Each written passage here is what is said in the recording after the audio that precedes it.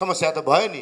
त्यो अकाउन्टेबल बनाउनका लागि मैले फेरि दोहोऱ्याएर भन्छु, उहाँहरूले अघि रघुजीले मेरो थाप्लोमा एउटा चिज हालिदिनु, उहाँहरू दुईजनाले पनि त्यसलाई पुष्टि गर्न खोजा जस्तो देखिन्छ।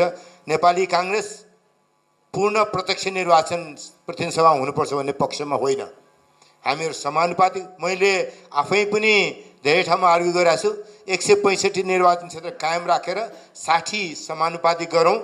यो निर्वाचन प्रणाली नेपाल जस्तो अल्प विकसित मुलुकमा विकसित पुँजीवादी देशहरूभन्दा महँगो निर्वाचन प्रणालीले पनि भ्रष्टाचारलाई प्रोत्साहनै गरेको छ।